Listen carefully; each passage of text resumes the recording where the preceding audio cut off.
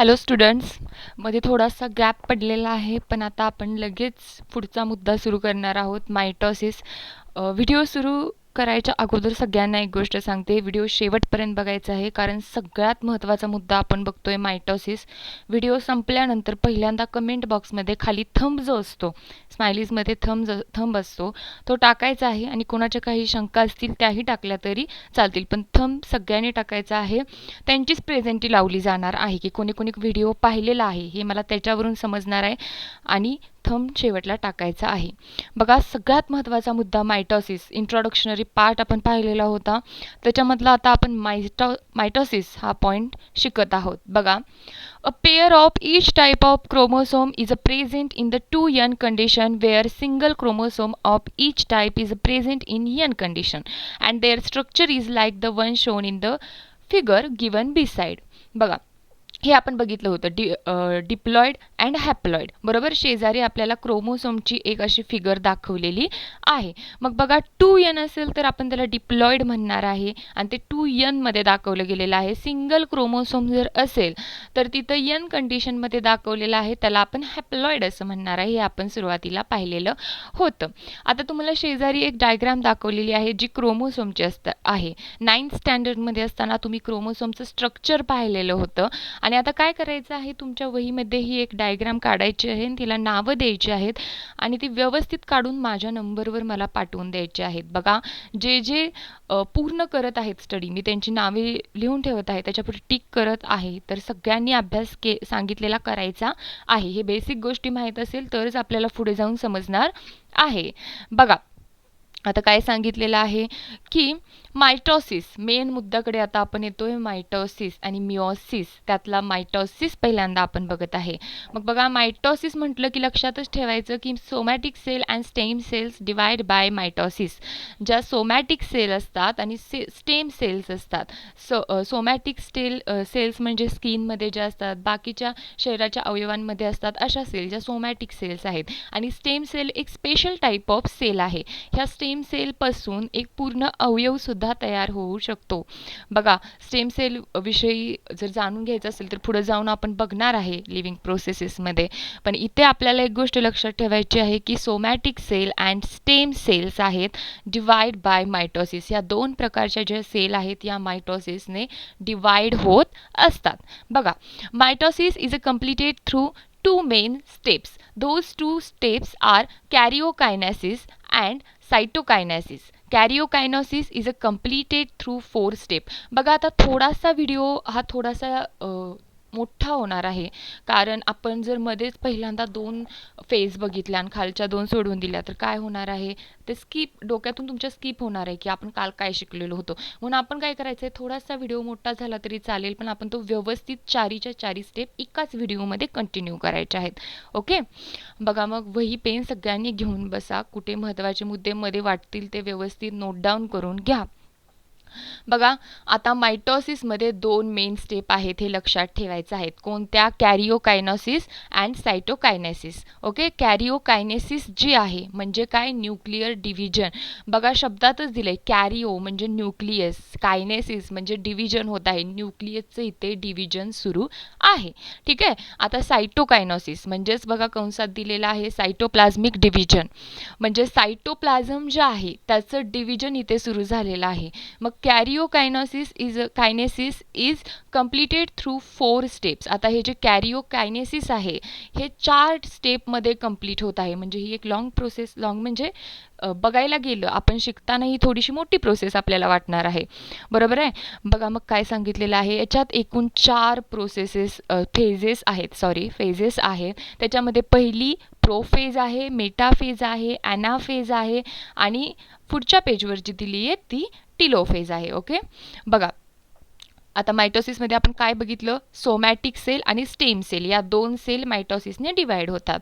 Mitosis 2 स्टेपमध्ये काय होत आहे, कंप्लीट होत आहे. त्याच्यामधली पहिली जी स्टेप आहे ती कोणती आहे, कॅरिओकायनेसिस. कॅरिओकायनेसिस म्हणजे न्यूक्लियसचं डिव्हिजन होत आहे आणि सायटोकायनेसिस म्हणजे सायटोप्लाझ्मिक डिव्हिजन, म्हणजे जे सायटोप्लाझम असणार आहे त्याचं डिव्हिजन होणार आहे. इथपर्यंत समजलं असेल सगळ्यांना. काही शंका असेल तर विचारा. बघा, प्रोफेज, आता पहिली फेज आपण बघायला बघायला सुरू करतोय जी प्रोफेज आहे. बघा प्रोफेजमध्ये आपल्याला काय सांगितलेलं आहे की in prophase, condensation of basically thin thread-like chromosomes start.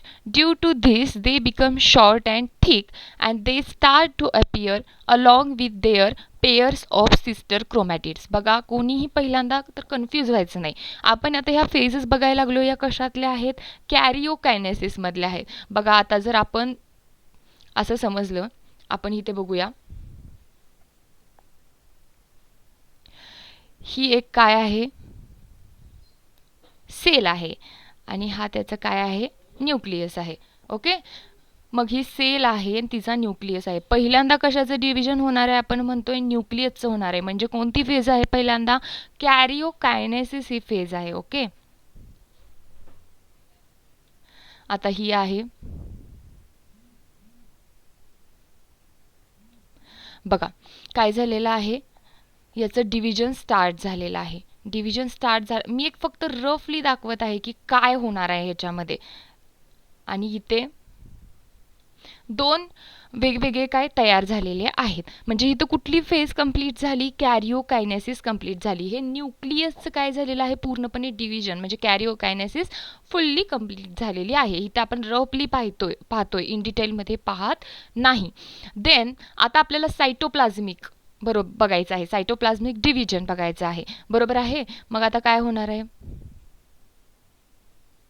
आता सायटोप्लाझमचं सुरू होणार आहे डिव्हिजन व्हायला. आणि अशा पद्धतीने दोन वेगवेगळ्या तयार होणार आहेत. ओके, बघा न्यूक्लियसचं आपण बघितलेलं आहे. काय झालेलं आहे, सर्वात सुरुवातीला काय झालेलं आहे, एक सेल होती, त्यात न्यूक्लियस होता, त्याचं काय झालेलं आहे, सेपरेशन झालेलं आहे आणि इथे पूर्णपणे सेपरेशन याचं झालेलं आहे. आणि देन सायटोप्लाझमचं सेपरेशन व्हायला सुरुवात झालेली आहे. म्हणजेच कुठल्या दोन, कॅरिओकायनेसिस आणि सायटोकायनेसिस. मायटोसिस दोन स्टेपमध्ये आढळते, कॅरिओकायनोसिस अँड कुठली आहे, सायटोकायनोसिस. तेच आपण रफली इथे पाहिलेलं आहे. इथे न्यूक्लियसचं डिव्हिजन व्हायला सुरुवात झालेली आहे आणि इथं फुल्ली डिव्हिजन झालेलं आहे. आता न्यूक्लियर डिव्हिजन कंप्लीट झाल्यानंतर लगेच सायटोप्लाझमिक डिव्हिजन व्हायला सुरुवात झालेली आहे आणि इथे वेगवेगळ्या दोन सेल्स आपल्याला पाहायला मिळत आहे. अशा प्रकारे मायटोसिस दोन स्टेपमध्ये आपल्याला पाहायला मिळालेलं आहे. बघा आता आपल्याला प्रोफेज बघायचे आहे. In prophase, condensation of basically thin thread like chromosome start. ही पहिली आहे आपली. बघा काय सांगितलेलं आहे, प्रोफेज ही जी पहिली फेज आहे ह्याच्यामध्ये condensation of basically thin thread like chromosome start. आता आपण जर बघायला गेलो तर बघा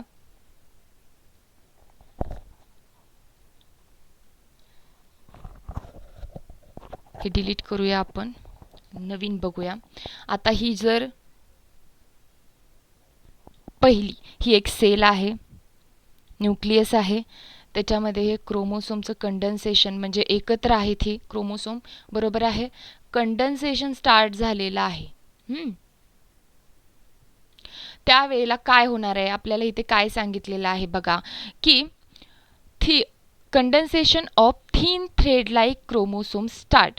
Due to this, they become short, thick, and they start to appear along with their pair of sister chromatid. म्हणजे काय होणार आहेत, हे इथे जे आपण पाहत आहोत, कुठे इथे आपण पाहिलेलं आहे, एकत्र आहेत. बरोबर आहे का. इथे काय होणार आहेत, ते पेयर करणार आहेत.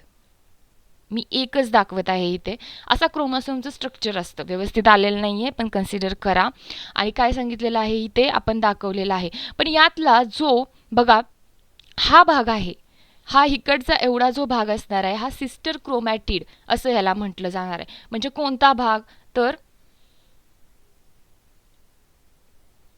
हा एक आहे. बरोबर. आणि हा जो असणार आहे, मी रफली दाखवतेय, हा जो एवढा असणार आहे ह्याला आपण सिस्टर क्रोमॅटिड असं म्हणणार आहे. म्हणजे या भागाचा डुप्लिकेट होऊन हा तयार झालेला आहे, म्हणून ह्याला आपण काय म्हणत आहे, सिस्टर क्रोमॅटिड असं म्हणत आहोत. ओके, इथं तुम्हाला शब्द आलेला आहे बघा, sister chromatid. Centriole duplicate and each centriole moves opposite pole of the cell. आता सेंट्रिओल सुद्धा डुप्लिकेट झालेला आहे. ही शेजारी जी इमेज तुम्हाला दिसत आहे हिच्यामध्ये एक ब्लॅक कलरचा इथे स्पॉट दिसत आहे बघा तुम्हाला.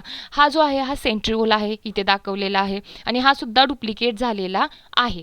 ठीक आहे, ही पहिली फेज चालली आहे आपली प्रोफेज. ओके, पुढे बघा काय सांगितलेलं आहे, nuclear membrane and nucleolus start to disappear. आता इथे बघा गेलं, ह्या सेंट्रिओल डुप्लिकेट झाला. न्यूक्लिअर मेम्ब्रेन म्हणजे हे न्यूक्लियस आहे आणि ह्याला कडेला जे आहे हे न्यूक्लिअर मेम्ब्रेन आहे. ओके, मग आता हे काय झालेलं आहे, डिसॅपियर म्हणजे दिसेनासे झालेलं आहे. आणि न्यूक्लिओलस सुद्धा काय झालेलं आहे, व्हाईट कलरचं जे एक स्ट्रक्चर दिसतंय बघा इथे दिसत आहे, हे सुद्धा दिसेनासे झालेलं आहे. प्रोफेजमध्ये काय झालेलं आहे, कंडेन्सेशन झालेलं आहे थ्रेड लाईक क्रोमोसोमचं. ठीक आहे, आणि काय झालेलं आहे तिथे शॉर्ट थिक असे काय सिस्टर क्रोमॅटिड्स हे तयार झालेले आहे. पेयर ऑफ सिस्टर क्रोमॅटिड तयार झालेले आहेत.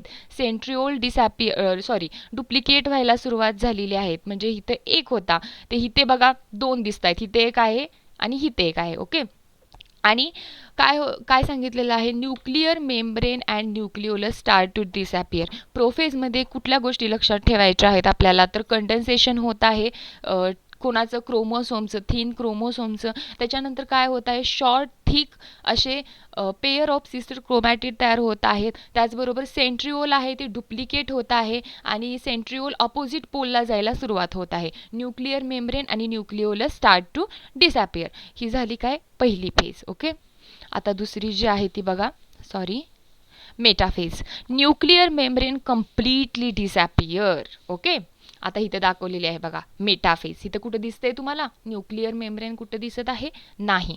मग बघा काय सांगितलेलं आहे, न्यूक्लिअर मेम्ब्रेन आता पूर्णपणे दिसेनासं झालेलं आहे. Chromosome complete their condensation and become clearly visible along with their sister chromatid.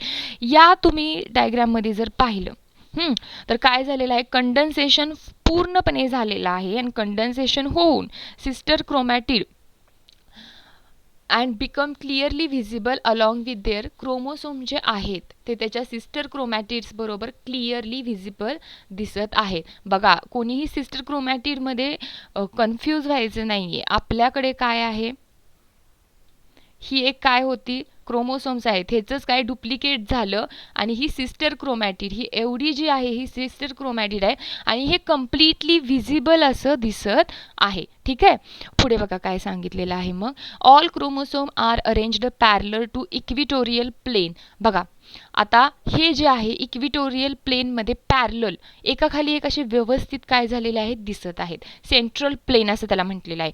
Special type of the flexible protein fibre, spindle fibre, हा शब्द कोणीही विसरायचा नाहीये. बघा स्पिंडल फायबर असं इथं म्हटलेलं आहे बघा.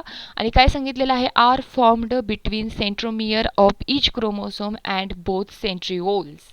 काय सांगितलेलं आहे मग की इथे आपल्याला सांगितलेलं आहे की special type of the protein fibre ज्याला म्हणतात स्पिंडल फायबर असं म्हणतात, ते फॉर्म होत आहेत कुठे, सेंट्रोमियरच्या आणि कशाच्या, सेंट्रिओलच्या. बघा आता न्यूक्लिअर मेम्ब्रेन फुल्ली डिसअपियर झालेला आहे असं आपण म्हटलेलं आहे. ठीक आहे, कन्सिडर करा, व्यवस्थित येत नाहीये. हे 3 क्रोमोसोम आहेत, मी एकावर एक असे घेतलेले आहेत असं समजा. ठीक आहे, असं काढायचं नाही तुम्ही, व्यवस्थित स्ट्रक्चर काढायचं आहे. आणि सेंट्रिओल जे सुरुवातीलाच प्रोफेजमध्ये इथे 2 डुप्लिकेट झालेले, त्यातला एक अपोजिट एंडला गेलेला होता. स्पिंडल फायबर जे तयार होत आहेत यांच्यामध्ये.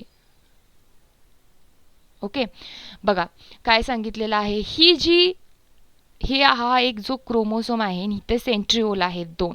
ठीक आहे, ह्याच्यामध्ये जी तयार होत आहे, तिथे व्यवस्थित स्ट्रक्चर आलेलं नाही, याच्यामध्ये जी तयार होत आहे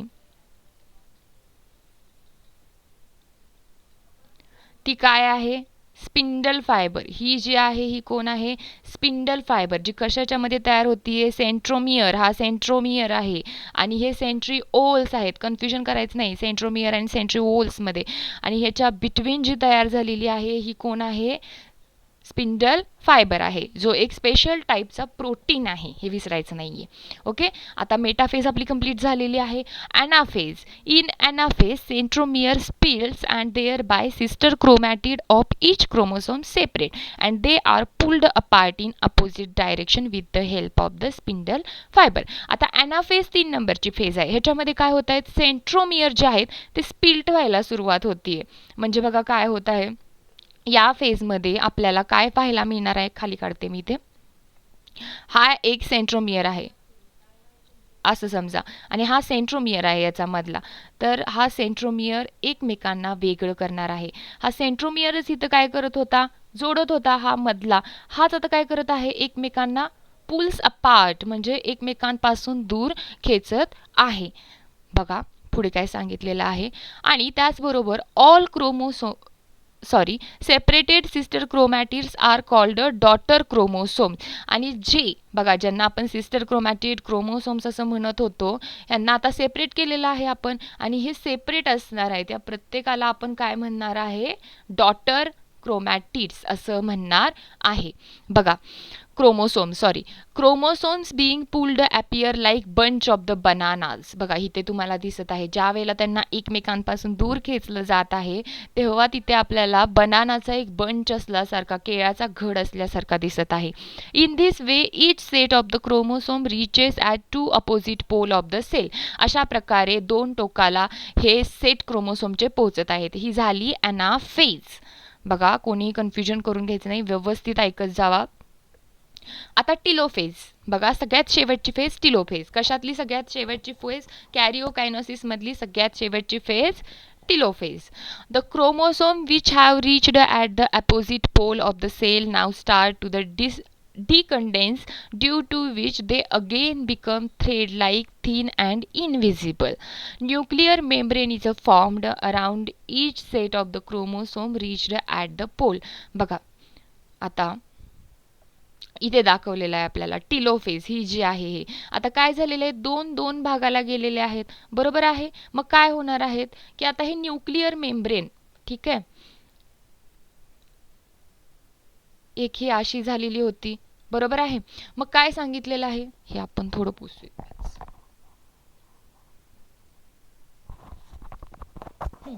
बघा आता काय सांगितलेलं आहे, the chromosome which have reached as opposite pole and cell now start to decondense due to which they again thread like a visible. बघा काय सांगितलेलं आहे मग आता, की ते पुन्हा अपोजिट पोलला गेलेले आहेत आणि डिकंडेन्स व्हायला सुरुवात झालेलं आहे. कंडेन्सेशन झालेलं सुरुवातीला, बरोबर आहे. आता डिकंडेन्सेशन सुरू झालेलं आहे. Nuclear membrane is formed around each set of the chromosomes. बघा काय सांगितलेलं आहे, न्यूक्लिअर मेम्ब्रेन फॉर्म व्हायला सुरुवात झालेली आहे.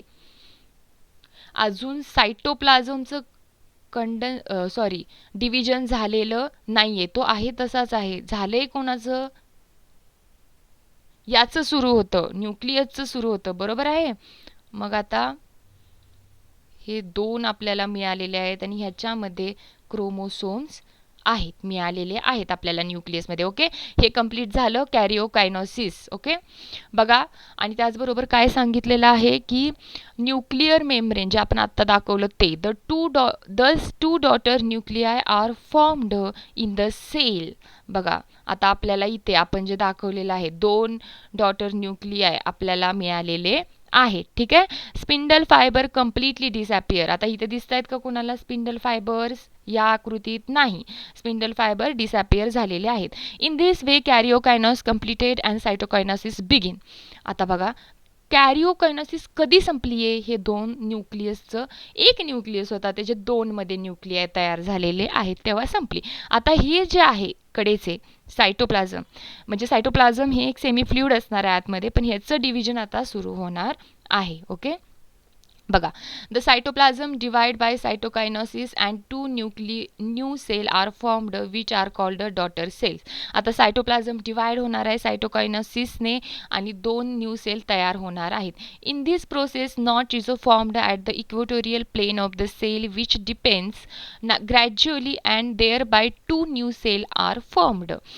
बघा however in this case of the plant cell instead of the notch, the cell plate is formed exactly along midline of the cell and thus cytokinosis is completed. बघा, थोडक्यात आपल्याला काय सांगायचं, या पूर्ण भागाचा अर्थ असा होता, ही जे आपल्याला शेवटला सगळ्यात मिळालेला आहे कॅरिओकायनोसिसमध्ये, बरोबर आहे.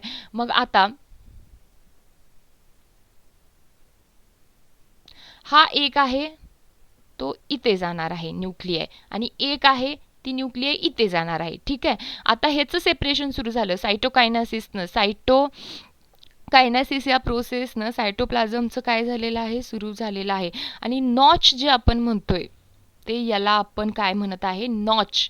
मी हा जो बाण दाखवलेला आहे, हा मधला हा एवढा भाग जो आहे याला आपण नॉच म्हणत आहोत. तो पूर्णपणे काय होणार आहे, सायटोकायनासिसनं पुन्हा सेपरेट होणार आहे आणि आपल्याला 2 सेल्स मिळणार आहेत. अशा प्रकारे सेल डिव्हिजन कंप्लीट होणार आहे. बघा, आणि त्याचबरोबर काय सांगितले, हे झालं. आणि प्लांट सेलमध्ये नॉचच्या ऐवजी काय असणार आहे, काय सांगितलेलं आहे, सेल प्लेट असणार आहे. हे विचारलं जाऊ शकतं की नॉचच्या ऐवजी इन्स्टेड ऑफ द नॉच काय असतं, तर सगळ्यांनी लक्षात ठेवायचे सेल प्लेट असते प्लांट सेलमध्ये.